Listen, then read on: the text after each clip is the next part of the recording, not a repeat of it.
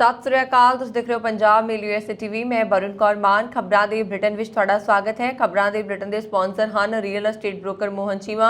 Real estate ਦੀ ਦੁਨੀਆ ਦੇ ਵਿੱਚ ਮੰਨਿਆ ਪ੍ਰਮੰਨਿਆ ਨਾਮ। ਪੇਸ਼ ਨੇ ਪਹਿਲਾਂ ਚੋਣਵੀਆਂ ਖਬਰਾਂ।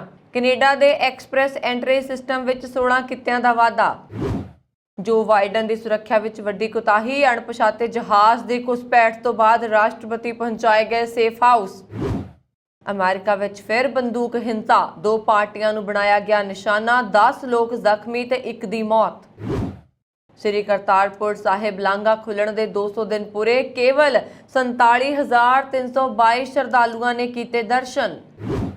ਕੋਵਿਸ਼ੀਲਡ ਜਾਂ ਕੋਵੈਕਸਿਨ ਲੈ ਚੁੱਕੇ ਲੋਕ ਵੀ ਲੈ ਸਕਣਗੇ ਕੋਵੈਕਸ ਵੈਕਸੀਨ। DCGI ਨੇ ਬੂਸਟਰ ਡੋਜ਼ ਦੇ ਰੂਪ ਵਿੱਚ ਦਿੱਤੀ ਮਨਜ਼ੂਰੀ। ਓਨਟਾਰੀਓ ਦੇ 61 ਲੱਖ ਲੋਕਾਂ ਨੇ ਨਹੀਂ ਪਾਈ ਵੋਟ। ਤੇ ਹੁਣ ਇਹਨਾਂ ਖਬਰਾਂ ਦਾ ਵਿਸਥਾਰ।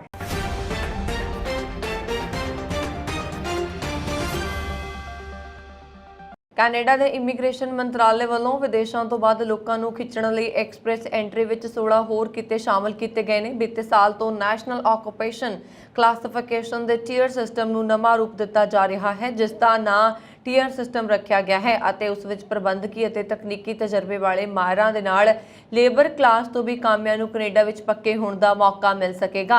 ਨਵਾਂ ਟੀਅਰ ਸਿਸਟਮ ਨਵੰਬਰ 2022 ਤੋਂ ਲਾਗੂ ਹੋਏਗਾ, ਜਿਸ ਵਿੱਚ ਵਿਅਕਤੀ ਪੜ੍ਹਾਈ, ਕੰਮ ਦਾ ਤਜਰਬਾ, ਕੈਨੇਡਾ ਦੀ ਭਾਸ਼ਾ ਦਾ ਗਿਆਨ, ਉਮਰ ਆਦਿ ਦੇ ਆਧਾਰ ਤੇ ਕੰਪਰੀਹੈਂਸਿਵ ਰੈਂਕਿੰਗ ਸਿਸਟਮ ਦੇ ਸਕੋਰ ਤਹਿਤ EE ਵਿੱਚ ਆਪਣਾ ਪ੍ਰੋਫਾਈਲ ਬਣਾ ਸਕੇਗਾ।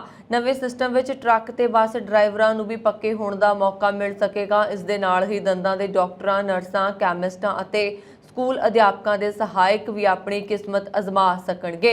ਇਮੀਗ੍ਰੇਸ਼ਨ ਵਿਭਾਗ ਵੱਲੋਂ EE ਵਿੱਚ ਮੌਜੂਦਾ ਪ੍ਰੋਫਾਈਲ ਦੇ ਡਰਾ ਕੱਢ ਕੇ ਉਮੀਦਵਾਰਾਂ ਨੂੰ ਪੱਕੀ ਇਮੀਗ੍ਰੇਸ਼ਨ ਅਪਲਾਈ ਕਰਨ ਦਾ ਮੌਕਾ ਦਿੱਤਾ ਜਾਂਦਾ ਹੈ। ਹੁਣ ਤੱਕ ਮਿਲੇ ਹੋਏ ਪ੍ਰੋਫਾਈਲ ਦੇ ਡਰਾ ਜੋ ਕੋਵਿਡ ਦੀ ਸਥਿਤੀ ਕਾਰਨ ਬੰਦ ਨੇ, ਅਗਲੇ ਮਹੀਨੇ ਸ਼ੁਰੂ ਕਰ ਦਿੱਤੇ ਜਾਣਗੇ। ਤਾਜ਼ਾ ਜਾਣਕਾਰੀ ਅਨੁਸਾਰ ਹਰੇਕ ਨਵੇਂ ਡਰਾ ਵਿੱਚ ਲਗਭਗ 3000 ਦੇ ਕਰੀਬ ਉਮੀਦਵਾਰਾਂ ਨੂੰ ਅਪਲਾਈ ਕਰਨ ਦਾ ਸੱਦਾ ਮਿਲਿਆ ਕਰੇਗਾ। 2023 ਵਿੱਚ ਕੈਨੇਡਾ ਸਰਕਾਰ ਵੱਲੋਂ 44,755 ਵਿਦੇਸ਼ੀਆਂ ਨੂੰ ਪੱਕੇ ਕਰਨ ਦਾ ਟੀਚਾ ਮਿੱਥਿਆ ਗਿਆ ਹੈ। ਉਹ ਟੀਚਾ ਪੂਰਾ ਕਰਨ ਲਈ ਇਮੀਗ੍ਰੇਸ਼ਨ ਅਧਿਕਾਰੀਆਂ ਨੂੰ 2022 ਦੇ ਰਹਿੰਦੇ ਸਮੇਂ ਵਿੱਚ EE ਵਿੱਚੋਂ 3000 ਤੋਂ 4500 ਤੱਕ ਉਮੀਦਵਾਰਾਂ ਦੇ ਡਰਾ ਕੱਢਣੇ ਹੋਣਗੇ। ਇਹ ਵੀ ਕਿ EE ਰਾਹੀਂ ਸੱਦਾ ਮਿਲਣ ਤੋਂ ਬਾਅਦ ਪੱਕੀ ਇਮੀਗ੍ਰੇਸ਼ਨ ਅਪਲਾਈ ਕਰਨ ਵਾਲੇ ਅਰਜ਼ੀਕਰਤਾਵਾਂ ਦੀਆਂ ਅਰਜ਼ੀਆਂ ਦਾ ਨਿਪਟਾਰਾ ਕਰਨ ਲਈ ਇਮੀਗ੍ਰੇਸ਼ਨ ਵਿਭਾਗ ਨੇ 6 ਮਹੀਨਿਆਂ ਦਾ ਸਮਾਂ ਨਿਸ਼ਚਿਤ ਕੀਤਾ ਹੋਇਆ ਹੈ, ਜਿਸ ਦਾ ਭਾਵ ਹੈ ਕਿ 2022 ਦੇ ਰਹਿੰਦੇ ਸਮੇਂ ਵਿੱਚ ਅਪਲਾਈ ਕਰਨ ਵਾਲੇ ਲੋਕ ਅਗਲੇ ਸਾਲ ਕੈਨੇਡਾ ਵਿੱਚ ਪੱਕੇ ਤੌਰ ਤੇ ਪੁੱਜ ਸਕਣਗੇ। ਅਮਰੀਕੀ ਰਾਸ਼ਟਰਪਤੀ ਜੋ ਬਾਈਡਨ ਦੀ ਸੁਰੱਖਿਆ ਵਿੱਚ ਵੱਡੀ ਲਾਪਰਵਾਹੀ ਦਾ ਮਾਮਲਾ ਸਾਹਮਣੇ ਆਇਆ ਹੈ। ਡੈਲਾਵੇਅਰ ਦੇ ਰਿਹੋਵੋਥ ਬੀਚ ਤੇ ਛੁੱਟੀਆਂ ਮਨਾਉਣ ਪਹੁੰਚੇ ਬਾਈਡਨ ਦੇ ਵੈਕੇਸ਼ਨ ਹੋਮ ਦੇ ਉੱਪਰ ਇੱਕ ਅਣਜਾਣ ਜਹਾਜ਼ ਦੇਖਿਆ ਗਿਆ। ਇਸ ਘਟਨਾ ਤੋਂ ਬਾਅਦ ਸੁਰੱਖਿਆ ਏਜੰਸੀਆਂ ਅਲਰਟ ਹੋ ਗਈਆਂ, ਜਿਸ ਤੋਂ ਬਾਅਦ ਸੁਰੱਖਿਆ ਵਿੱਚ ਲੱਗੀ ਸੀਕ੍ਰੇਟ ਸਰਵਿਸਿਜ਼ ਅਮਰੀਕੀ ਰਾਸ਼ਟਰਪਤੀ ਨੂੰ ਸਾਵਧਾਨੀ ਦੇ ਤੌਰ ਤੇ ਸੇਫ ਹਾਊਸ ਲੈ ਗਈ। ਵਾਈਟ ਹਾਊਸ ਨੇ ਇੱਕ ਬਿਆਨ ਜਾਰੀ ਕਰਕੇ ਪੂਰੇ ਮਾਮਲੇ ਦੀ ਪੁਸ਼ਟੀ ਕੀਤੀ ਹੈ। ਵਾਈਟ ਹਾਊਸ ਵੱਲੋਂ ਜਾਰੀ ਬਿਆਨ ਵਿੱਚ ਦੱਸਿਆ ਗਿਆ ਹੈ ਕਿ ਇਸ ਜਹਾਜ਼ ਨੇ ਵੈਕੇਸ਼ਨ ਹੋਮ ਦੇ ਉੱਪਰ ਹਵਾਈ ਖੇਤਰ ਦੀ ਉਲੰਘਣਾ ਕੀਤੀ, ਇਸ ਕਾਰਨ ਇਹਤਿਆਤਨ ਇਹ ਕਦਮ ਚੁੱਕਿਆ ਗਿਆ। ਹਾਲਾਂਕਿ ਇਸ ਨਾਲ ਰਾਸ਼ਟਰਪਤੀ ਜਾਂ ਉਹਨਾਂ ਦੇ ਪਰਿਵਾਰ ਨੂੰ ਕੋਈ ਖਤਰਾ ਨਹੀਂ ਸੀ। ਇੱਕ ਸਥਾਨਕ ਨਿਵਾਸੀ ਸੂਜ਼ਨ ਲਿਲਾਰਡ ਨੇ ਕਿਹਾ ਕਿ ਉਸਨੇ ਰਾਤ ਕਰੀਬ 12:45 ਤੇ ਰਾਸ਼ਟਰਪਤੀ ਬਾਈਡਨ ਦੇ ਘਰ ਦੇ ਉੱਪਰ ਇੱਕ ਛੋਟੇ ਜਹਾਜ਼ ਨੂੰ ਉਡਦੇ ਦੇਖਿਆ, ਜਿਸ ਤੋਂ ਬਾਅਦ 2 ਲੜਾਕੂ ਜਹਾਜ਼ਾਂ ਨੇ ਸ਼ਹਿਰ ਦੇ ਉੱਪਰ ਉਡਾਣ ਭਰੀ। ਦੱਸਿਆ ਜਾ ਰਿਹਾ ਹੈ ਕਿ ਇਸ ਜਹਾਜ਼ ਨੇ ਹਵਾਈ ਖੇਤਰ ਦੀ ਉਲੰਘਣਾ ਕਰਦੇ ਹੋਏ ਉਡਾਣ ਭਰੀ ਸੀ। ਰਾਸ਼ਟਰਪਤੀ ਜੋ ਬਾਈਡਨ ਦੀ ਸੁਰੱਖਿਆ ਦੇ ਸੰਬੰਧ ਵਿੱਚ ਸੀਕ੍ਰੇਟ ਸਰਵਿਸਿਜ਼ ਨੇ ਕਿਹਾ ਕਿ ਜਹਾਜ਼ ਗਲਤੀ ਨਾਲ ਸੁਰੱਖਿਆ ਖੇਤਰ ਵਿੱਚ ਦਾਖਲ ਹੋ ਗਿਆ ਤੇ ਤੁਰੰਤ ਬਾਹਰ ਕੱਢਿਆ ਗਿਆ। US ਸੀਕ੍ਰੇਟ ਸਰਵਿਸ ਦੇ ਬੁਲਾਰੇ ਐਂਥਨੀ ਨੇ ਕਿਹਾ ਕਿ ਜਹਾਜ਼ ਨੂੰ ਤੁਰੰਤ ਪਾਬੰਦੀਸ਼ੁਦਾ ਹਵਾਈ ਖੇਤਰ ਤੋਂ ਬਾਹਰ ਕਰ ਦਿੱਤਾ ਗਿਆ। ਸ਼ੁਰੂਆਤੀ ਜਾਂਚ ਤੋਂ ਪਤਾ ਚੱਲਦਾ ਹੈ ਕਿ ਪਾਇਲਟ ਸਹੀ ਰੇਡੀਓ ਚੈਨਲ ਤੇ ਨਹੀਂ ਸੀ। ਉਸਨੇ ਨੋਟੈਮਸ ਯਾਨੀ ਕਿ ਨੋਟਿਸ ਟੂ ਏਅਰਮੈਨ ਦੀ ਪਾਲਣਾ ਨਹੀਂ ਕੀਤੀ। ਅਮਰੀਕਾ ਵਿਖੇ ਚੈਸਟਰਫੀਲਡ ਦੇ ਰਿਚਮੰਡ ਸ਼ਹਿਰ ਨੇੜੇ ਸ਼ੁੱਕਰਵਾਰ ਨੂੰ ਹੋਈ ਗੋਲੀਬਾਰੀ ਵਿੱਚ ਇੱਕ ਵਿਅਕਤੀ ਦੀ ਮੌਤ ਹੋ ਗਈ ਅਤੇ 5 ਹੋਰ ਜ਼ਖਮੀ ਹੋ ਗਏ। ਚੈਸਟਰਫੀਲਡ ਕਾਉਂਟੀ ਪੁਲਿਸ ਵਿਭਾਗ ਨੇ ਇੱਕ ਬਿਆਨ ਵਿੱਚ ਕਿਹਾ ਕਿ ਪੁਲਿਸ ਵਰਜੀਨੀਆ ਦੇ ਚੈਸਟਰ ਵਿੱਚ ਰਾਤ 9:38 ਦੇ ਕਰੀਬ ਗੋਲੀਬਾਰੀ ਘਟਨਾ ਦੀ ਜਾਂਚ ਕਰ ਰਹੀ ਹੈ। ਸਥਾਨਕ ਖਬਰਾਂ ਮੁਤਾਬਕ ਗੋਲੀਬਾਰੀ ਇੱਕ ਪਾਰਟੀ ਦੌਰਾਨ ਹੋਈ। ਪੁਲਿਸ ਸੂਤਰਾਂ ਨੇ ਦੱਸਿਆ ਕਿ ਅਧਿਕਾਰੀਆਂ ਨੂੰ ਗੋਲੀ ਲੱਗਣ ਨਾਲ ਜ਼ਖਮੀ ਇੱਕ ਵਿਅਕਤੀ ਮਿਲਿਆ, ਜਿਸ ਦੀ ਮੌਕੇ ਤੇ ਹੀ ਮੌਤ ਹੋ ਗਈ। ਉਹਨਾਂ ਨੇ ਦੱਸਿਆ ਕਿ 5 ਹੋਰ ਲੋਕ ਜਿਨ੍ਹਾਂ ਨੂੰ ਗੋਲੀ ਲੱਗੀ ਹੈ ਉਹਨਾਂ ਨੂੰ ਹਸਪਤਾਲ ਦਾਖਲ ਕਰਵਾਇਆ ਗਿਆ ਹੈ। ਅਧਿਕਾਰੀਆਂ ਨੇ ਦੱਸਿਆ ਕਿ 2 ਹੋਰ ਲੋਕ ਵੀ ਜ਼ਖਮੀ ਹੋ ਗਏ ਨੇ, ਪਰ ਉਹਨਾਂ ਨੂੰ ਗੋਲੀ ਨਹੀਂ ਲੱਗੀ।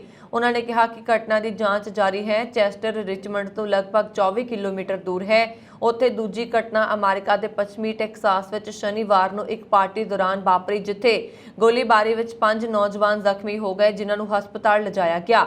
ਇਨ੍ਹਾਂ ਵਿੱਚੋਂ 2 ਦੀ ਹਾਲਤ ਗੰਭੀਰ ਦੱਸੀ ਜਾ ਰਹੀ ਹੈ। ਅਧਿਕਾਰੀਆਂ ਨੇ ਇਹ ਜਾਣਕਾਰੀ ਦਿੱਤੀ। ਸੋਕੋਰੋ ਦੇ ਪੁਲਿਸ ਮੁਖੀ ਡੇਵਿਡ ਬਰਟਨ ਨੇ ਕਿਹਾ ਕਿ 16 ਤੋਂ 18 ਸਾਲ ਦੀ ਉਮਰ ਦੇ ਨੌਜਵਾਨ ਮੈਕਸੀਕੋ ਦੀ ਸਰਹੱਦ ਤੇ ਐਲ ਪਾਸੋ ਨੇੜੇ ਸੋਕੋਰੋ ਦੇ ਇੱਕ ਘਰ ਵਿੱਚ ਸ਼ਨੀਵਾਰ ਨੂੰ ਪਾਰਟੀ ਕਰ ਰਹੇ ਸਨ, ਜਿੱਥੇ ਲਗਭਗ 100 ਲੋਕ ਮੌਜੂਦ ਸਨ। ਬਰਟਨ ਨੇ ਦੱਸਿਆ ਕਿ ਆਯੋਜਕਾਂ ਦੇ ਅਨੁਸਾਰ 2 ਸਮੂਹਾਂ ਵਿਚਕਾਰ ਝੜਪ ਬਾਅਦ ਗੋਲੀਬਾਰੀ ਸ਼ੁਰੂ ਹੋਈ। ਉੱਥੇ ਸ਼ਿਕਾਗੋ ਵਿੱਚ ਇੱਕ ਨੌਜਵਾਨ ਤੇ ਸੁਰੱਖਿਆ ਗਾਰਡ ਅਤੇ ਉਸਦੇ ਕੁੱਤੇ ਨੂੰ ਗੋਲੀ ਮਾਰਨ ਦਾ ਮਾਮਲਾ ਦਰਜ ਕੀਤਾ ਗਿਆ ਹੈ। ਵੀਰਵਾਰ ਨੂੰ ਹੀ ਇਸ ਘਟਨਾ ਵਿੱਚ ਸੁਰੱਖਿਆ ਗਾਰਡ ਅਤੇ ਉਸਦਾ ਕੁੱਤਾ ਦੋਵੇਂ ਜ਼ਖਮੀ ਹੋ ਗਏ ਸਨ। ਪੁਲਿਸ ਨੇ ਸ਼ਨੀਵਾਰ ਨੂੰ ਇਹ ਜਾਣਕਾਰੀ ਦਿੱਤੀ। ਸ਼ਿਕਾਗੋ ਪੁਲਿਸ ਵਿਭਾਗ ਨੇ ਕਿਹਾ ਕਿ ਟੈਰੀਅਨ ਜੌਨਸਨ ਤੇ ਕਾਤਲ ਦੀ ਕੋਸ਼ਿਸ਼, ਹਥਿਆਰਬੰਦ ਲੁੱਟ ਦੀ ਕੋਸ਼ਿਸ਼ ਅਤੇ ਜਾਨਵਰਾਂ ਨਾਲ ਬੇਰਹਿਮੀ ਦੇ ਦੋਸ਼ ਲਗਾਏ ਗਏ ਸਨ। ਵਿਭਾਗ ਨੇ ਕਿਹਾ ਕਿ ਜੌਨਸਨ ਸ਼ਨੀਵਾਰ ਨੂੰ ਅਦਾਲਤ ਵਿੱਚ ਪੇਸ਼ ਹੋਏਗਾ। ਡੇਰਾ ਬਾਬਾ ਨਾਨਕ ਭਾਰਤ ਪਾਕਿਸਤਾਨ ਬਟਵਾਰੇ ਦੇ 72 ਸਾਲ ਬਾਅਦ ਨਾਨਕ ਨਾਮਲੇਵਾ ਸੰਗਤ ਦੀ ਮੰਗ ਤੇ ਭਾਰਤ ਪਾਕਿਸਤਾਨ ਸਰਕਾਰ ਵੱਲੋਂ ਸ੍ਰੀ ਗੁਰੂ ਨਾਨਕ ਦੇਵ ਜੀ ਦੇ 550ਵੇਂ ਪ੍ਰਕਾਸ਼ ਦਿਹਾੜੇ ਮੌਕੇ 9 ਨਵੰਬਰ 2019 ਨੂੰ ਡੇਰਾ ਬਾਬਾ ਨਾਨਕ ਦੀ ਕੌਮਾਂਤਰੀ ਸਰਹੱਦ ਤੋਂ ਖੋਲੇ ਸ੍ਰੀ ਕਰਤਾਰਪੁਰ ਲਾਂਘੇ ਦੇ 127 ਦਿਨ ਵਿੱਚ 62,207 ਦੇ ਕਰੀਬ ਸ਼ਰਧਾਲੂਆਂ ਨੇ ਦਰਸ਼ਨ ਕੀਤੇ ਸਨ। ਉੱਥੇ ਕਰੋਨਾ ਮਹਾਮਾਰੀ ਤੋਂ ਬਾਅਦ ਸ੍ਰੀ ਗੁਰੂ ਨਾਨਕ ਦੇਵ ਜੀ ਦੇ 552ਵੇਂ ਪ੍ਰਕਾਸ਼ ਪੁਰਬ ਮੌਕੇ ਦੂਜੀ ਵਾਰ ਖੋਲੇ ਸ੍ਰੀ ਕਰਤਾਰਪੁਰ ਲਾਂਘੇ ਦੇ ਸ਼ਨੀਚਰਵਾਰ ਨੂੰ 200ਵੇਂ ਦਿਨ ਤੇ 153 ਸ਼ਰਧਾਲੂਆਂ ਵੱਲੋਂ ਦਰਸ਼ਨ ਕਰਨ ਨਾਲ 200 ਦਿਨਾਂ ਵਿੱਚ ਕੇਵਲ 47,322 ਸ਼ਰਧਾਲੂਆਂ ਵੱਲੋਂ ਪਹਿਲਾਂ ਨਾਲੋਂ ਘੱਟ ਗਿਣਤੀ ਵਿੱਚ ਗੁਰਦੁਆਰਾ ਸ੍ਰੀ ਕਰਤਾਰਪੁਰ ਸਾਹਿਬ ਜੀ ਦੇ ਦਰਸ਼ਨ ਕੀਤੇ ਗਏ ਨੇ। ਦੱਸਣਯੋਗ ਹੈ ਕਿ ਭਾਰਤ ਦੇ ਪ੍ਰਧਾਨ ਮੰਤਰੀ ਨਰਿੰਦਰ ਮੋਦੀ ਦੀ ਅਗਵਾਈ ਹੇਠ ਚੱਲ ਰਹੀ ਭਾਰਤੀ ਜਨਤਾ ਪਾਰਟੀ ਵੱਲੋਂ ਦੁਨੀਆ ਭਰ ਵਿੱਚ ਵਸਦੀਆਂ ਨਾਨਕ ਨਾਮ ਲੇਵਾ ਸੰਗਤਾਂ ਦੀ ਮੰਗ ਨੂੰ ਕਬੂਲ ਕਰਦਿਆਂ ਹੋਇਆਂ ਕਰੀਬ 300 ਕਰੋੜ ਰੁਪਏ ਦੀ ਲਾਗਤ ਨਾਲ 3.6 ਕਿਲੋਮੀਟਰ ਲੰਬਾ ਕਰਤਾਰਪੁਰ ਕੋਰੀਡੋਰ ਤੇ ਭਾਰਤ ਪਾਕਿਸਤਾਨ ਸਰਹੱਦ ਤੇ ਕਰੀਬ 16 ਏਕੜ ਜ਼ਮੀਨ ਵਿੱਚ ਪੈਸੇਂਜਰ ਟਰਮੀਨਲ ਦਾ ਨਿਰਮਾਣ ਕਰਵਾ ਕੇ 9 ਨਵੰਬਰ 2019 ਨੂੰ ਡੇਰਾ ਬਾਬਾ ਨਾਨਕ ਦੀ ਕੌਮਾਂਤਰੀ ਸਰਹੱਦ ਤੇ ਸ੍ਰੀ ਕਰਤਾਰਪੁਰ ਸਾਹਿਬ ਲਾਂਘਾ ਖੋਲ੍ਹਿਆ ਗਿਆ ਸੀ ਅਤੇ ਇਸ ਲਾਂਘੇ ਦਾ ਉਦਘਾਟਨ ਦੇਸ਼ ਦੇ ਪ੍ਰਧਾਨ ਮੰਤਰੀ ਨਰਿੰਦਰ ਮੋਦੀ ਵੱਲੋਂ ਆਪਣੇ ਹੱਥਾਂ ਨਾਲ ਕਰਦਿਆਂ ਹੋਇਆਂ 562 ਦੇ ਕਰੀਬ ਸ਼ਰਧਾਲੂ, ਜਿਨ੍ਹਾਂ ਵਿੱਚ ਵੱਖ-ਵੱਖ ਪਾਰਟੀਆਂ ਦੇ ਰਾਜਨੀਤਿਕ ਆਗੂ ਵੀ ਸ਼ਾਮਲ ਸਨ, ਪਹਿਲੇ ਜਥੇ ਦੇ ਰੂਪ ਵਿੱਚ ਸ੍ਰੀ ਕਰਤਾਰਪੁਰ ਸਾਹਿਬ ਨਤਮਸਤਕ ਹੋਏ ਸਨ। ਇਸ ਉਪਰੰਤ ਲਗਾਤਾਰ 127 ਦਿਨ ਖੁੱਲੇ ਸ੍ਰੀ ਕਰਤਾਰਪੁਰ ਸਾਹਿਬ ਲਾਂਘੇ ਰਾਹੀਂ 62,207 ਦੇ ਕਰੀਬ ਸ਼ਰਧਾਲੂਆਂ ਵੱਲੋਂ ਦਰਸ਼ਨ ਕੀਤੇ ਗਏ ਸੀ ਅਤੇ ਇਸ ਦੌਰਾਨ ਵੱਧ ਤੋਂ ਵੱਧ 2,070 ਸ਼ਰਧਾਲੂ ਇੱਕ ਦਿਨ ਵਿੱਚ ਸ੍ਰੀ ਕਰਤਾਰਪੁਰ ਸਾਹਿਬ ਦੇ ਦਰਸ਼ਨ ਕਰ ਸਕੇ ਸਨ। ਕੋਰੋਨਾ ਵਿਰੁੱਧ ਚੱਲ ਰਹੀ ਲੜਾਈ ਵਿੱਚ ਦੇਸ਼ ਨੂੰ ਇੱਕ ਹੋਰ ਹਥਿਆਰ ਮਿਲ ਗਿਆ ਹੈ। ਹੈਦਰਾਬਾਦ ਸਥਿਤ ਫਾਰਮਾਸਿਊਟੀਕਲ ਕੰਪਨੀ ਬਾਇਓਲੋਜੀਕਲ ਈ ਦੀ anti corona virus vaccine Corbevax ਨੂੰ ਐਮਰਜੈਂਸੀ ਦੀ ਸਥਿਤੀ ਵਿੱਚ ਬੂਸਟਰ ਡੋਜ਼ ਵਜੋਂ ਵਰਤਣ ਦੀ ਆਗਿਆ ਦਿੱਤੀ ਗਈ ਹੈ। ਭਾਰਤ ਦੇ ਡਰੱਗ ਕੰਟਰੋਲਰ ਜਨਰਲ DCGI ਨੇ ਇਸ ਨੂੰ 18 ਸਾਲ ਤੋਂ ਵੱਧ ਉਮਰ ਦੇ ਲੋਕਾਂ ਲਈ ਮਨਜ਼ੂਰੀ ਦਿੱਤੀ ਹੈ। ਕੋਰਬੇਵੈਕਸ ਦੇਸ਼ ਦੀ ਪਹਿਲੀ ਵੈਕਸੀਨ ਹੈ ਜਿਸ ਨੂੰ ਮਿਕਸ ਐਂਡ ਮੈਚ ਬੂਸਟਰ ਖੁਰਾਕ ਵਜੋਂ ਮਨਜ਼ੂਰੀ ਦਿੱਤੀ ਗਈ ਹੈ। ਮਿਕਸ ਅਤੇ ਮੈਚ ਬੂਸਟਰ ਖੁਰਾਕ ਦਾ ਮਤਲਬ ਹੈ ਕਿ 18 ਸਾਲ ਅਤੇ ਇਸ ਤੋਂ ਵੱਧ ਉਮਰ ਦੇ ਲੋਕ ਜਿਨ੍ਹਾਂ ਨੇ ਕੋਵਿਸ਼ੀਲਡ ਜਾਂ ਕੋਵੈਕਸਿਨ ਦੀਆਂ ਦੋਨੋਂ ਪ੍ਰਾਇਮਰੀ ਖੁਰਾਕਾਂ ਲਈਆਂ ਨੇ, ਹੁਣ ਉਹ ਐਮਰਜੈਂਸੀ ਵਿੱਚ ਇਸ ਦੀ ਵਰਤੋਂ ਕਰ ਸਕਦੇ ਨੇ। ਇਸ ਨੂੰ 5 ਸਾਲ ਤੋਂ ਵੱਧ ਉਮਰ ਦੇ ਬੱਚਿਆਂ ਵਿੱਚ ਵਰਤਣ ਲਈ ਵੀ ਮਨਜ਼ੂਰੀ ਦਿੱਤੀ ਗਈ ਹੈ। ਮਹਿਮਾ ਦਤਲਾ, ਮੈਨੇਜਿੰਗ ਡਾਇਰੈਕਟਰ ਬਾਇਓਲੋਜੀਕਲ ਈ ਨੇ ਕਿਹਾ ਕਿ ਅਸੀਂ DCGI ਦੇ ਇਸ ਫੈਸਲੇ ਤੋਂ ਬਹੁਤ ਖੁਸ਼ ਹਾਂ। ਇਸ ਨਾਲ ਭਾਰਤ ਵਿੱਚ ਕੋਰੋਨਾ ਦੀ ਬੂਸਟਰ ਡੋਜ਼ ਦੀ ਕਮੀ ਪੂਰੀ ਹੋ ਜਾਏਗੀ। ਇਸ ਤੋਂ ਪਹਿਲਾਂ ਕੋਵਿਸ਼ੀਲਡ ਜਾਂ ਕੋਵੈਕਸਿਨ ਇੱਕ ਚੌਕਸੀ ਖੁਰਾਕ ਵਜੋਂ ਦਿੱਤੀ ਜਾ ਰਹੀ ਹੈ। ਹਾਲਾਂਕਿ ਜੇਕਰ ਸਾਵਧਾਨੀ ਦੀ ਖੁਰਾਕ ਇੱਕੋ ਹੈ ਤਾਂ ਦੋਵੇਂ ਪ੍ਰਾਇਮਰੀ ਖੁਰਾਕਾਂ ਨੇ। ਬਾਇਓਲੋਜੀਕਲ ਈ ਲਿਮਟਿਡ ਦੁਆਰਾ ਜਾਰੀ ਇੱਕ ਬਿਆਨ ਦੇ ਅਨੁਸਾਰ ਐਮਰਜੈਂਸੀ ਦੀ ਸਥਿਤੀ ਵਿੱਚ ਬਾਇਓਲੋਜੀਕਲ ਈ ਕੋਰਬੈਵੈਕਸ ਕੋਵਿਡ-19 ਵੈਕਸੀਨ ਕੋਵੈਕਸਿਨ ਜਾਂ ਕੋਵਿਸ਼ੀਲਡ ਵੈਕਸੀਨ ਦੇ ਪ੍ਰਾਇਮਰੀ ਟੀਕਾਕਰਨ ਤੋਂ 6 ਮਹੀਨੇ ਬਾਅਦ ਦਿੱਤੀ ਜਾ ਸਕਦੀ ਹੈ। ਕੈਨੇਡਾ ਦੇ ਓਨਟਾਰੀਓ ਸੂਬੇ ਵਿੱਚ PC ਪਾਰਟੀ ਨੇ ਭਾਵੇਂ ਹੰਝੂ ਫੇਰ ਜਿੱਤ ਦਰਜ ਕੀਤੀ ਹੈ, ਪਰ ਸੂਬੇ ਦੇ ਜ਼ਿਆਦਾਤਰ ਲੋਕਾਂ ਨੇ ਨਵੀਂ ਸਰਕਾਰ ਚੁਣਨ ਲਈ ਕੋਈ ਯੋਗਦਾਨ ਨਹੀਂ ਪਾਇਆ। ਇਲੈਕਸ਼ਨਜ਼ ਓਨਟਾਰੀਓ ਮੁਤਾਬਕ ਇਸ ਵਾਰ ਕੇਵਲ 43.5% ਲੋਕ ਵੋਟ ਪਾਉਣ ਗਏ, ਜੋ ਸੂਬੇ ਦੇ ਇਤਿਹਾਸ ਦਾ ਸਭ ਤੋਂ ਹੇਠਲਾ ਅੰਕੜਾ ਬਣਦਾ ਹੈ। ਦੂਜੇ ਸ਼ਬਦਾਂ ਵਿੱਚ ਕਹਿ ਲਿਆ ਜਾਵੇ ਤਾਂ 1 ਕਰੋੜ 7 ਲੱਖ ਰਜਿਸਟਰਡ ਵੋਟਰਾਂ ਵਿੱਚੋਂ ਕੇਵਲ 46 ਲੱਖ ਲੋਕ ਵੋਟਾਂ ਪਾਉਣ ਆਏ। ਬਰੈਂਪਟਨ ਵਿਖੇ ਅਪ੍ਰੈਲ ਮਹੀਨੇ ਦੌਰਾਨ ਵਾਪਰੇ ਜਾਨਲੇਵਾ ਸੜਕ ਹਾਦਸੇ ਦੇ ਮਾਮਲੇ ਵਿੱਚ ਪੁਲਿਸ ਨੇ 18 ਸਾਲ ਦੇ ਇੰਦਰਦੀਪ ਸਿੰਘ ਕੰਦੋਲਾ ਨੂੰ ਗ੍ਰਿਫਤਾਰ ਕਰ ਲਿਆ। ਦੂਜੇ ਪਾਸੇ ਬਰੈਂਪਟਨ ਵਿਖੇ ਸ਼ੁੱਕਰਵਾਰ ਬਾਅਦ ਦੁਪਹਿਰ ਵਾਪਰੇ ਸੜਕ ਹਾਦਸੇ ਦੌਰਾਨ ਇੱਕ ਔਰਤ ਦੀ ਮੌਤ ਹੋ ਗਈ ਤੇ ਪੁਲਿਸ ਨੇ ਇੱਕ ਸ਼ਖਸ ਨੂੰ ਹਿਰਾਸਤ ਵਿੱਚ ਲੈ ਲਿਆ। ਕੈਨੇਡਾ ਦੀ ਨੈਸ਼ਨਲ ਡੈਮੋਕ੍ਰੈਟਿਕ ਪਾਰਟੀ ਦੇ ਮੁਖੀ ਜਗਮੀਤ ਸਿੰਘ ਨੂੰ ਕੱਲ੍ਹ ਆਏ ਓਨਟਾਰੀਓ ਵਿਧਾਨ ਸਭਾ ਦੇ ਚੋਣ ਨਤੀਜਿਆਂ ਦੌਰਾਨ ਤਕੜਾ ਸਿਆਸੀ ਝਟਕਾ ਲੱਗਾ। ਜਗਮੀਤ ਦੇ ਛੋਟੇ ਭਰਾ ਗੁਰਰਤਨ ਸਿੰਘ ਟੋਰਾਂਟੋ 'ਚ ਆਪਣੇ ਪਰਿਵਾਰ ਦੀ ਰਵਾਇਤੀ ਬਰੈਂਪਟਨ ਈਸਟ ਸੀਟ ਤੋਂ ਚੋਣ ਹਾਰ ਗਏ ਨੇ। ਗੁਰਰਤਨ ਦੇ ਪ੍ਰਚਾਰ ਲਈ 23 ਅਪ੍ਰੈਲ ਨੂੰ ਜਗਮੀਤ ਸਿੰਘ ਨੇ ਇੱਕ ਮੁਹਿੰਮ ਵੀ ਚਲਾਈ ਸੀ ਅਤੇ ਚੋਣਾਂ ਵਾਲੇ ਦਿਨ ਉਸ ਦੇ ਲਈ ਪ੍ਰਮੋਸ਼ਨਲ ਵੀਡੀਓਜ਼ ਵੀ ਜਾਰੀ ਕੀਤੀਆਂ ਸਨ। ਗੁਰਰਤਨ ਸਿੰਘ ਨੇ 2018 ਦੀਆਂ ਚੋਣਾਂ ਵਿੱਚ ਇਹ ਸੀਟ ਜਿੱਤ ਕੇ ਸਿਆਸੀ ਜੀਵਨ ਦੀ ਸ਼ੁਰੂਆਤ ਕੀਤੀ ਸੀ, ਪਰ ਇਸ ਵਾਰ ਉਹ ਪੰਜਾਬੀ ਮੂਲ ਦੇ ਪ੍ਰੋਗਰੈਸਿਵ ਕੰਜ਼ਰਵੇਟਿਵ ਪਾਰਟੀ ਦੇ ਉਮੀਦਵਾਰ ਹਰਦੀਪ ਕਰੇਵਾਲ ਤੋਂ ਚੋਣ ਹਾਰ ਗਏ। ਗੁਰਰਤਨ ਸਿੰਘ ਨੂੰ ਇਸ ਚੋਣ ਵਿੱਚ 31% ਵੋਟਾਂ ਮਿਲੀਆਂ, ਜਦੋਂ ਕਿ ਗਰੇਵਾਲ ਨੇ 43% ਵੋਟਾਂ ਹਾਸਲ ਕਰਕੇ 12% ਦੇ ਫਰਕ ਨਾਲ ਵੱਡੀ ਜਿੱਤ ਹਾਸਲ ਕੀਤੀ। ਜਗਮੀਤ ਸਿੰਘ ਨੇ ਆਪਣੇ ਸਿਆਸੀ ਜੀਵਨ ਦੀ ਸ਼ੁਰੂਆਤ ਵਿੱਚ 2011 ਚ ਓਨਟਾਰੀਓ ਦੀਆਂ ਵਿਧਾਨ ਸਭਾ ਚੋਣਾਂ ਵਿੱਚ ਜਿੱਤ ਦੇ ਨਾਲ ਹੀ ਕੀਤੀ ਸੀ। ਉਹ ਬਰਮਾਲਾ ਕੌਰ ਮਿਲੈਂਟਨ ਦੀ ਸੀਟ ਜਿੱਤ ਕੇ ਵਿਧਾਨ ਸਭਾ ਵਿੱਚ ਪਹੁੰਚੇ ਸੀ ਅਤੇ 2017 ਤੱਕ ਇਸ ਸੀਟ ਤੇ ਕਾਬਜ਼ ਰਹੇ।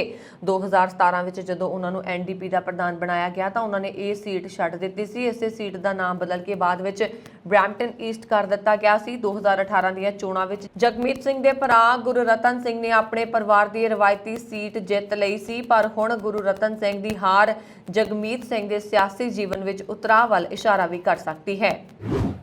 ਰੂਸੀ ਫੌਜੀਆਂ ਨੇ ਸ਼ਨੀਵਾਰ ਨੂੰ ਪੂਰਬੀ ਯੂਕਰੇਨ ਦੇ ਇੱਕ ਹਿੱਸੇ ਵਿੱਚ ਹਵਾਈ ਹਮਲੇ ਕੀਤੇ। ਹਮਲਿਆਂ ਦੌਰਾਨ ਪੁਲ ਅਤੇ ਇਮਾਰਤਾਂ ਨੂੰ ਤਬਾਹ ਕਰ ਦਿੱਤਾ ਗਿਆ। ਯੂਕਰੇਨ ਦੇ ਅਧਿਕਾਰੀਆਂ ਨੇ ਇਹ ਜਾਣਕਾਰੀ ਦਿੱਤੀ। ਖੇਤਰੀ ਗਵਰਨਰ ਸਰਹੀ ਹਦਾਈ ਨੇ ਦੱਸਿਆ ਕਿ ਰੂਸੀ ਅਤੇ ਯੂਕਰੇਨੀ ਫੌਜ ਦਰਮਿਆਨ ਜ਼ਬਰਦਸਤ ਲੜਾਈ ਹੋਈ। ਉਹਨਾਂ ਨੇ ਦੱਸਿਆ ਕਿ ਰੂਸ ਦੇ ਹਮਲਿਆਂ ਵਿੱਚ ਨੇੜਲੇ ਹਿਰਸਕੇ ਪਿੰਡ ਵਿੱਚ ਇੱਕ ਮਾਂ ਤੇ ਬੱਚੇ ਸਮੇਤ 4 ਲੋਕਾਂ ਦੀ ਮੌਤ ਹੋ ਗਈ। ਲੁਹਾਨਸਕ ਸੂਬਾ ਅੰਤਮ ਪ੍ਰਮੁੱਖ ਖੇਤਰ ਹੈ ਜੋ ਅਜੇ ਵੀ ਯੂਕਰੇਨ ਦੇ ਕਬਜ਼ੇ ਵਿੱਚ ਹੈ।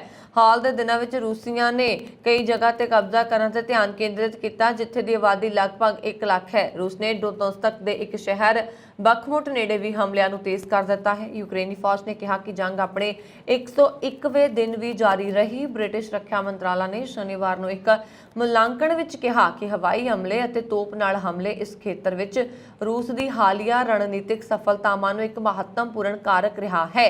ਯੂਕਰੇਨ ਦੇ ਫੌਜੀ ਮੁਲਾਜ਼ਮਾਂ ਨੇ ਦਾਅਵਾ ਕੀਤਾ ਹੈ ਕਿ ਯੂਕਰੇਨੀ ਸੈਨਿਕਾਂ ਨੇ 24 ਘੰਟਿਆਂ ਵਿੱਚ ਡੌਨਬਾਸ ਵਿੱਚ 9 ਹਮਲਿਆਂ ਨੂੰ ਨਾਕਾਮ ਕਰ ਦਿੱਤਾ।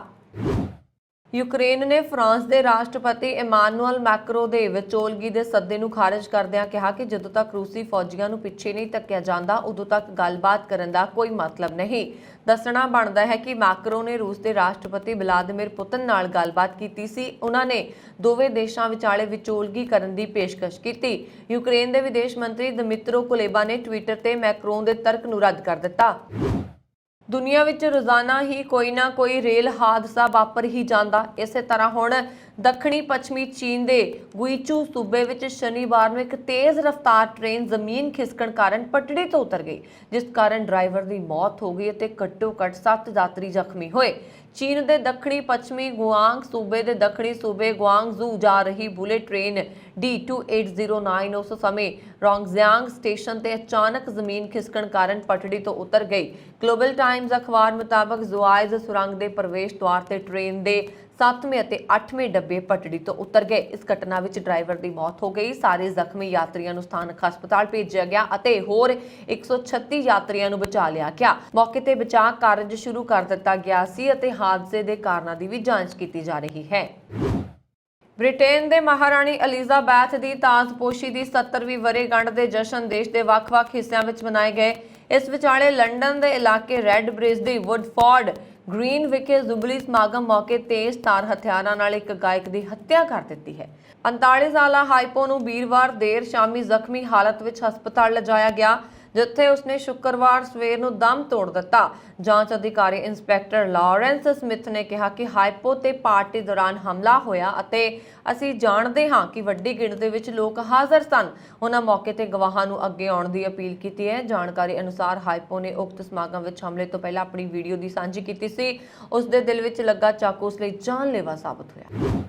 ਜਾਪਾਨ ਦੇ 85 ਸਾਲਾ ਕੇਨੇਚੀ ਹੋਰੀ ਨੇ ਸ਼ਨੀਵਾਰ ਨੂੰ ਇੱਕ ਨਵਾਂ ਰਿਕਾਰਡ ਆਪਣੇ ਨਾਮ ਕਰ ਲਿਆ। ਉਹ ਅਜਿਹੇ ਪਹਿਲੇ ਬਜ਼ੁਰਗ ਬਣ ਗਏ ਨੇ ਜਿਨ੍ਹਾਂ ਨੇ ਪ੍ਰਸ਼ਾਂਤ ਮਹਾਸਾਗਰ ਵਿੱਚ ਇਕੱਲੇ ਤੇ ਬਿਨਾਂ ਰੁਕੇ ਆਪਣੀ याट नाल किश्ती चला के रिकॉर्ड कायम किया है। और 27 मार्च ਨੂੰ सैन फ्रांसिस्को कैलीफोर्निया तो अपनी 990 किलोग्राम ਤੇ 19 फुट लंबी सॉलबॉट संटोरी मरमेड 3 राही निकले सी। शनिवार यानी 4 जून ਨੂੰ ਖੇਨੇਚੀ प्रशांत महासागर ਦੇ पार नॉन स्टॉप किश्ती चला के शिकुकू टापू तो वाकायामा पहुंचे। फिर इत्थों वो टोक्यो पहुंचे। कैनेची ने 7 दिन में 4000 किलोमीटर दूरी तय की। उन्होंने कहा कि सफ़र सौखा नहीं सी, उन्होंने परिवार वाले परेशान रहते सन, इसलिए मैं हर रोज़ अपने परिवार नाल सैटेलाइट फोन राही गल करता सी जिस नाल वो मेरी चिंता ना करन। कैनेची दसदे ने कि जे मैं दिन में एक बार परिवार नूं फोन ना करदा तो परेशान हो जाते सी। इस सफ़र विच परिवार नाल होण वाली गलबात ही मेरी ताकत बनी अते मैं अपनी यात्रा नूं अंजाम दे सकिया। कैनेची किश्ती ते एक मोबाइल ऐप ते उपग्रह बेस्ड प्रसारण की वरतों कर रहे हैं जिस नाल उन्हां दी वैबसाइट नूं लोग असल समय विच वेख सकण।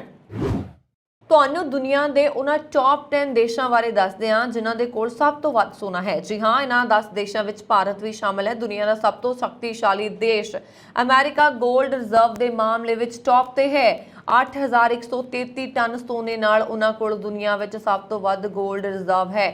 ਗੋਲਡ ਰਿਜ਼ਰਵ ਮਾਮਲੇ ਵਿੱਚ ਅਮਰੀਕਾ ਤੋਂ ਬਾਅਦ ਯੂਰਪੀ ਦੇਸ਼ ਜਰਮਨੀ ਦਾ ਨੰਬਰ ਆਉਂਦਾ ਹੈ। ਗੋਲਡ ਹੱਬ ਦੇ ਡਾਟਾ ਮੁਤਾਬਕ ਜਰਮਨੀ ਕੋਲ ਕਰੀਬ 3359 टन सोने का भंडार है। यूरोपी देश इटली गोल्ड रिजर्व के मामले में दुनिया तीजे नंबर पर आता है। डाटा मुताबक उन्होंने कोल करीब 2451 टन सोने का भंडार है। कौमांतरी पद्धर से सब तो वड्डा गोल्ड रिजर्व रखने की जो चर्चा होंगी है तो फ्रांस चौथे नंबर पर आउंदा है। मजबूत अर्थव्यवस्था विच शामिल रूस गोल्ड रिजर्व मामले विच 5वें नंबर ते आउंदा है। मुहैया अंकड़िਆਂ मुताबक उन्हां दे कोल करीब 2299 टन गोल्ड रिजर्व का अनुमान है। तुहानूं इस गल ते भी माण हो सकदा है कि गोल्ड रिजर्व के मामले विच दुनिया के टॉप 10 देशों की लिस्ट विच भारत भी शामिल है। पंजाब कांग्रेस विच कुछ भी ठीक नहीं चल रहा। लगातार सीनियर कांग्रेसी आगू दूजियां पार्टियां विच शामिल हो रहे हैं। सुनील जाखड़ दे भाजपा विच शामिल होने तो बाद कांग्रेस के 4 साबका मंत्री ते एक साबका विधायक केंद्रीय गृह मंत्री अमित शाह की मौजूदगी विच भाजपा विच शामिल हो गए। भाजपा विच इन्हां दे शामिल हुंदे ही पंजाब के साबका मुख मंत्री कैप्टन अमरिंदर सिंह ने सारिਆਂ ਨੂੰ ਵਧਾਈ ਦਿੱਤੀ ਤੇ ਇਸ ਨੂੰ सही कदम दस्सिया। नाल ही उन्होंने कांग्रेस ਨੂੰ चेतावनी दिंदे होए कहा कि ਇਹ ਤਾਂ बस एक शुरुआत है। साबका मंत्री डॉक्टर राजकुमार वेरका, श्याम सुंदर अरोड़ा, गुरप्रीत सिंह कांगड़, बलवीर सिंह सिद्धू तो इलावा मोहाली के मेयर अमरजीत सिंह, साबका विधायक केबल सिंह ढिल्लों, कमलजीत सिंह ढिल्लों ने कांग्रेस का पल्ला छड़ के भाजपा ज्वाइन कर ली। इस तो इलावा अकाली दल के मोहिंदर कौर ते ਸਰੂਪ ਸਿੰਘਲਾ ਨੇ ਵੀ ਭਾਜਪਾ ज्वाइन की। कैप्टन इन्हां सारिਆਂ ਨੂੰ ਵਧਾਈ ਦਿੰਦੇ ਹੋਏ अपने ट्वीट ਵਿੱਚ लिखा कि इन्हां सारिਆਂ नेतावां ਨੂੰ शुभकामनावां ते इन्हां ने सही दिशा ਵਿੱਚ कदम चुक्या। नाल ही ਇਹ भी लिखा कि ਇਹ ਤਾਂ बस शुरुआत है। दस दईए कि अमरिंदर सिंह का कांग्रेस तो बाहर होना पंजाब विच पिछले साल चोणां तो पहला सब तो वड्डा कदम सी। उन्होंने कांग्रेस ते तंज कस्या कि वो अपने नेतावां नूं बनाए रखण विच समर्थ नहीं है। सुनील जाखड़ ने भी कहा सी कि कांग्रेस नूं देखना चाहिए है कि तजर्बेकार नेता ते वर्कर पार्टी क्यों छड़ रहे हैं। जेकर वो देश प्रति अपनी वफादारी का वादा नहीं कर सकते ते पार्टी दीयां कमियां नूं दूर नहीं कर सकते तो विरोधी धिर दा रुतबा भी गवा सकते हैं। मशहूर गायक सिद्धू मूसेवाला के कतल की जांच दौरान सलाखां के पिछे तो अपनियां कार्रवाइयां चला रहे खतरनाक गैंगस्टरां के गठजोड़ वाल इशारा करते हुए पंजाब के जेल मंत्री हरजोत बैंस ने सूबे दीयां सारियां जेलां नूं मोबाइल फोनां तो मुक्त करने लई 6 महीनों की मंग की है। फरीदकोट ਅਤੇ ਬਠਿੰਡਾ ਕੇਂਦਰੀ ਜੇਲ੍ਹਾਂ ਦਾ ਨਿਰੀਖਣ ਕਰਦਿਆਂ ਬੈਂਸ ਨੇ ਜੇਲ੍ਹ ਅਧਿਕਾਰੀਆਂ ਨੂੰ ਜੇਲ੍ਹਾਂ ਵਿੱਚੋਂ ਬੰਦ ਗੈਂਗਸਟਰਾਂ ਅਤੇ ਕੈਦੀਆਂ ਦੀ ਰੋਜ਼ਾਨਾ ਚੈਕਿੰਗ ਕਰਨ ਦੇ ਨਿਰਦੇਸ਼ ਵੀ ਦਿੱਤੇ। ਬੈਂਸ ਨੇ ਕਿਹਾ ਕਿ ਅਸੀਂ ਇਸ ਤੇ ਕੰਮ ਕਰ ਰਹੇ ਹਾਂ, ਸਾਨੂੰ 6 ਮਹੀਨੇ ਦਿਓ ਅਤੇ ਅਸੀਂ ਜੇਲ੍ਹਾਂ ਦੇ ਮੋਬਾਈਲ ਫੋਨਾਂ ਨੂੰ ਮੁਕਤ ਕਰ ਦੇਵਾਂਗੇ। ਉਹਨਾਂ ਨੇ ਕਿਹਾ ਕਿ ਜਿੱਥੇ ਜ਼ੈਮਰ ਮੌਜੂਦ ਨਹੀਂ ਹਨ ਲਗਾਏ ਜਾ ਰਹੇ ਨੇ ਅਤੇ ਜਿਨ੍ਹਾਂ ਵਿੱਚ ਕਮੀਆਂ ਆਈਆਂ ਨੇ ਉਹਨਾਂ ਨੂੰ ਠੀਕ ਤਰ੍ਹਾਂ ठीक किया जा रहा। जदों तो आपने सत्ता संभाली है जेलों विचों रिकॉर्ड गिणती विच मोबाइल फोन बरामद होए ने। कानूनी कार्रवाई तो बाद 1000 तो वध मोबाइल फोन बरामद किए गए ने जेलों चों। जेल मंत्री ने कहा कि जेलों दीयां कमियां नूं दूर करन तो इलावा सुरक्षा बलों विच भी वाधा किया जा रहा। उन्होंने कहा कि पंजाब दीयां जेलों नूं असल मायने विच सुधार कर बनाया जाएगा। नौजवानों नूं रुलण नहीं दिता जाएगा क्योंकि पिछलियां सरकारां ने कुछ बेकसूर नौजवानों नूं गैंगस्टर बना के जेलों विच डक दिता सी। बीते दिनी सिद्धू मूसेवाला के मापे केंद्रीय गृह मंत्री अमित शाह नूं मिले सन। इस मौके शाह ने कहा कि लॉ एंड ऑर्डर सूबा सरकार का विषय है। जेकर पंजाब सरकार सिफारिश करे तो केंद्र CBI जांच लई तैयार है। भाजपा नेता मनजिंदर सिंह सिरसा ने इसकी पुष्टि करते हुए कहा कि मूसेवाल हत्याकांड प्रति शाह ने परिवार नाल ਹਮਦਰਦੀ ਪ੍ਰਗਟਾਈ। ਪੰਜਾਬ ਦੇ ਮੁੱਖ ਮੰਤਰੀ ਭਗਵੰਤ ਮਾਨ ਪਹਿਲਾਂ ਹੀ ਕਹਿ ਚੁੱਕੇ ਨੇ ਕਿ ਪਰਿਵਾਰ ਜੋ ਕਹੇਗਾ ਉਹ ਕਰਨ ਨੂੰ ਤਿਆਰ ਨੇ। ਇਸ ਲਈ ਪੰਜਾਬ ਪੁਲਿਸ ਤੋਂ ਜਲਦ ਨਤੀਜੇ ਨਾ ਮਿਲੇ ਤਾਂ ਸੂਬਾ ਸਰਕਾਰ ਸੀਬੀਆਈ ਜਾਂਚ ਦੀ ਸਿਫਾਰਿਸ਼ ਕਰ ਸਕਦੀ ਹੈ। ਦੱਸ ਦਈਏ ਕਿ ਮੂਸੇਵਾਲਾ ਦੀ 29 ਮਈ ਨੂੰ ਮਾਨਸਾ ਦੇ ਪਿੰਡ ਜ਼ਵਾਹਰਕੇ ਵਿੱਚ ਕਤਲ ਕਰ ਦਿੱਤਾ ਗਿਆ ਸੀ। ਕਰੌਲਾ ਤੋਂ ਬੈਲੋਰੋ ਸਵਾਰ ਸ਼ਾਰਪ ਸ਼ੂਟਰ ਨੇ ਉਹਨਾਂ ਨੂੰ ਤਾਬੜਤੋੜ ਗੋਲੀਆਂ ਮਾਰੀਆਂ। ਇਸ ਘਟਨਾ ਨੂੰ 7 ਦਿਨ ਬੀਤ ਚੁੱਕੇ ਨੇ ਪਰ ਅਜੇ ਤੱਕ ਕਾਤਲਾਂ ਦਾ ਪਤਾ ਨਹੀਂ ਲੱਗਾ। ਪੰਜਾਬੀ ਗਾਇਕ ਸਿੱਧੂ ਮੂਸੇਵਾਲਾ ਦੇ ਕਤਲ ਕਰਨ ਵਾਲੇ ਸ਼ੂਟਰਾਂ ਨੂੰ ਵਿਦੇਸ਼ ਭੇਜਣ ਤੋਂ ਰੋਕਣ ਲਈ ਸੁਰੱਖਿਆ ਏਜੰਸੀਆਂ ਅਲਰਟ ਹੋ ਗਈਆਂ ਨੇ। ਸੁਰੱਖਿਆ ਏਜੰਸੀਆਂ ਦਾ ਮੰਨਣਾ ਹੈ ਕਿ ਸਿੱਧੂ ਮੂਸੇਵਾਲਾ ਕਤਲ ਕਾਂਡ ਨੂੰ ਅੰਜਾਮ ਦੇਣ ਵਾਲੇ ਦੋਸ਼ੀਆਂ ਦੀ ਭਾਵੇਂ ਪੰਜਾਬ ਦੀ SIT ਤੇ ਹੋਰ ਸੁਰੱਖਿਆ ਏਜੰਸੀਆਂ ਭਾਲ ਕਰ ਰਹੀਆਂ ਨੇ, ਉੱਥੇ ਦੂਜੇ ਪਾਸੇ ਕੇਂਦਰੀ ਏਜੰਸੀਆਂ ਵੀ ਸਾਰੇ ਮਾਮਲੇ ਤੇ ਨਜ਼ਰ ਰੱਖ ਰਹੀਆਂ ਨੇ। ਪੁਲਿਸ ਤੇ ਸੁਰੱਖਿਆ ਏਜੰਸੀਆਂ ਨੂੰ ਸ਼ੱਕ ਹੈ ਕਿ ਇਸ ਕਤਲ ਕਾਂਡ ਵਿੱਚ ਜਿੰਨਾ ਸ਼ੂਟਰਾਂ ਨੇ ਹਿੱਸਾ ਲਿਆ ਹੈ ਉਹ ਨੇਪਾਲ ਸਣੇ ਹੋਰਾਂ ਦੇਸ਼ਾਂ ਵਿੱਚ ਦੌੜ ਸਕਦੇ ਨੇ। ਨੇਪਾਲ ਭਜਣਾ ਸਭ ਤੋਂ ਸੌਖਾ ਮੰਨਿਆ ਜਾਂਦਾ ਹੈ ਤੇ ਨੇਪਾਲ ਤੋਂ ਹੋਰ ਦੇਸ਼ ਜਾਇਆ ਜਾ ਸਕਦਾ ਹੈ। ਪੁਲਿਸ ਨੇ ਪਿਛਲੇ ਦਿਨੀ ਹਰਿਆਣਾ ਦੇ ਫਤਿਹਬਾਦ ਤੋਂ 2 ਨੌਜਵਾਨਾਂ ਨੂੰ, ਉੱਤਰਾਖੰਡ ਤੋਂ ਵੀ ਇੱਕ ਨੌਜਵਾਨ ਨੂੰ ਗ੍ਰਿਫਤਾਰ ਕੀਤਾ ਸੀ। ਪੰਜਾਬ ਪੁਲਿਸ ਦੀ SIT ਨੇ ਵੀ IG ਜਸਕਰਨ ਸਿੰਘ ਦੀ ਅਗਵਾਈ ਹੇਠ ਆਪਣਾ ਕੰਮ ਸ਼ੁਰੂ ਕਰ ਦਿੱਤਾ ਹੈ। SIT ਸ਼ਾਮਲ ਅਧਿਕਾਰੀ ਜਿੱਥੇ ਇੱਕ ਪਾਸੇ ਇਸ ਕਤਲ ਕਾਂਡ ਵਿੱਚ ਸ਼ਾਮਲ ਸਾਰੇ ਸ਼ੂਟਰਾਂ ਦੇ ਨਾਵਾਂ ਦਾ ਪਤਾ ਲਗਾ ਰਹੇ ਨੇ, ਉੱਥੇ ਦੂਜੇ ਪਾਸੇ ਸੂਬਾ ਸਰਕਾਰ ਦੀਆਂ ਏਜੰਸੀਆਂ ਨੇ ਕੇਂਦਰ ਸਰਕਾਰ ਦੀਆਂ ਏਜੰਸੀਆਂ ਦੇ ਨਾਲ ਵੀ ਤਾਲਮੇਲ ਬਣਾਇਆ ਹੈ। ਸਿੱਧੂ ਮੂਸੇਵਾਲਾ ਮਾਮਲੇ ਨੂੰ ਸੂਬਾ ਸਰਕਾਰ ਇਸ ਲਈ ਵੀ ਜਲਦ ਤੋਂ ਜਲਦ ਹੱਲ ਕਰਨਾ ਚਾਹੁੰਦੀ ਹੈ ਕਿਉਂਕਿ ਸੰਗਰੂਰ ਜ਼ਿਮਨੀ ਚੋਣਾਂ ਵੀ ਨੇੜੇ ਆ ਰਹੀਆਂ ਨੇ। ਬੀਤੇ ਦਿਨੀ ਭਗਵੰਤ ਮਾਨ ਨੇ ਸਿੱਧੂ ਮੂਸੇਵਾਲਾ ਦੇ ਪਿਤਾ ਬਲਕਾਰ ਸਿੰਘ ਨਾਲ ਮੁਲਾਕਾਤ ਕੀਤੀ ਸੀ ਤੇ ਉਹਨਾਂ ਨੇ ਉਹਨਾਂ ਦੀ ਮੌਤ ਦਾ ਦੁੱਖ ਪ੍ਰਗਟ ਕੀਤਾ ਸੀ। ਇਹ ਸਨ ਹੁਣ ਤੱਕ ਦੀਆਂ ਖਬਰਾਂ। ਮੈਨੂੰ ਵਰੁਣ ਕੌਰ ਮਾਨ ਨੂੰ ਦਿਵਾ ਗਿਆ। ਹੋਰ ਖਬਰਾਂ ਦੇ ਲਈ ਸਾਡਾ YouTube ਚੈਨਲ ਪੰਜਾਬ ਮੇਲ USA TV ਜ਼ਰੂਰ ਸਬਸਕ੍ਰਾਈਬ ਕਰੋ। ਸਤਿ ਸ਼੍ਰੀ ਅਕਾਲ।